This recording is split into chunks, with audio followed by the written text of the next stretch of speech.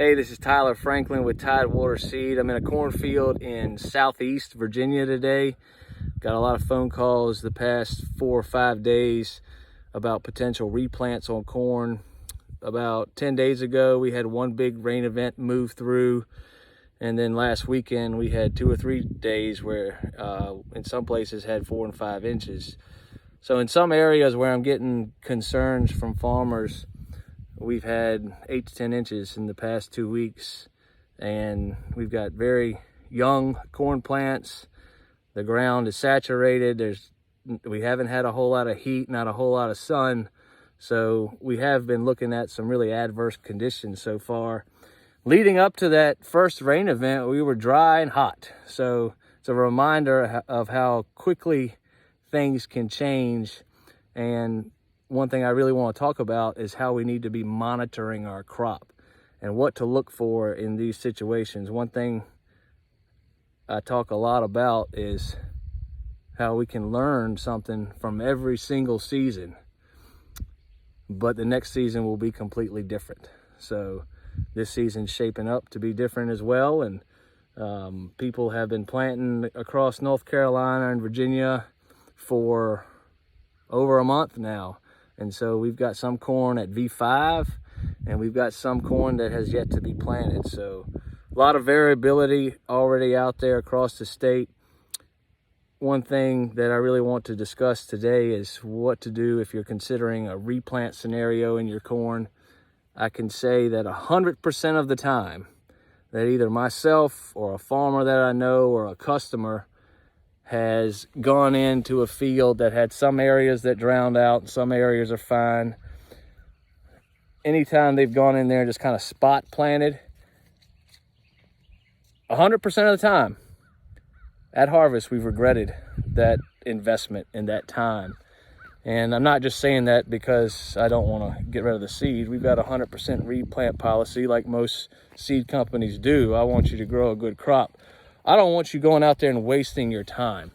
It's important to get out in the field and look at the percentage of the field where the corn did drown out, where there is nothing growing.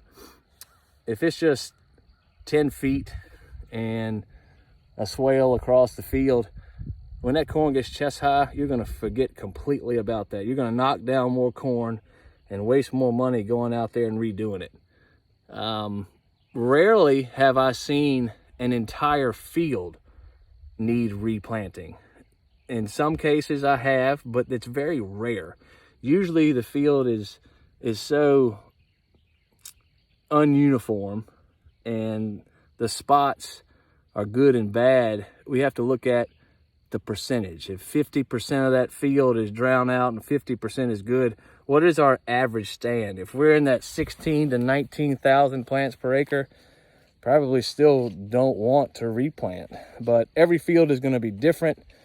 Every farm is going to be different. You got to get out of the truck, get into the field and assess the situation. Get an agronomist out there, get your extension agent, get your seed supplier, whoever. Put eyes in the field and don't just do a 55-mile-an-hour drive-by and assess the situation and think you need a replant.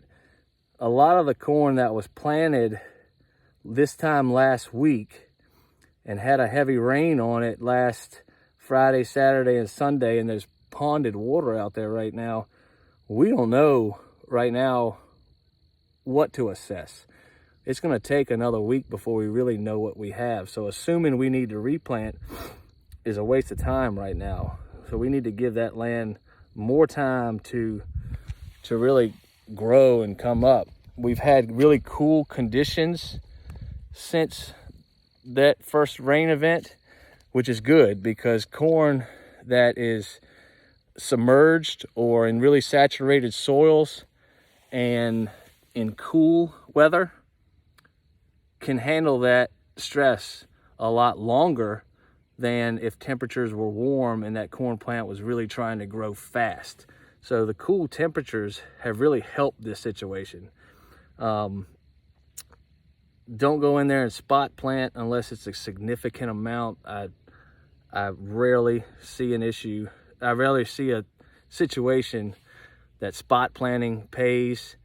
One thing to consider is if you do have a situation where the whole field needs to be replanted, there's a lot of things to consider in that scenario, because if it's that bad, we've lost a lot of our fertilizer, especially in our core soils. Our herbicides are probably not there, or they're not going to work as good. So it's not just the seed that we're replacing. We need to look at the fertilizer, we need to look at the herbicides, we need to look at compaction, where water stands. A lot of minimum till or tilled soils can be very compact. We need to get air back in that ground and probably break it. So there's a lot of factors that go into replanting corn. It's not just going out there and putting seed in the planter and driving again. We've lost way more than just the seed if the situation is that bad. And I think a lot of times when people go in there and spot plant, and at harvest we look back and regret it, I think it might be because we don't address all the variables. We're just going out there and putting seed in the ground, and we're not considering that all the nitrogen's gone or all the herbicides are gone. Those are all things that need to be considered when you're replanting corn.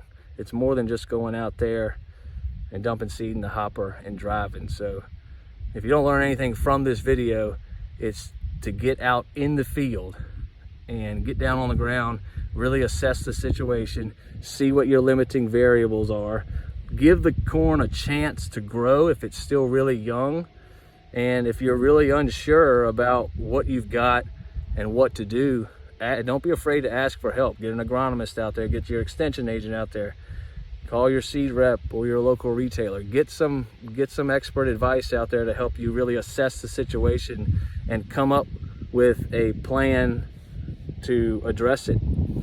In most cases, I look back and regret replanting corn.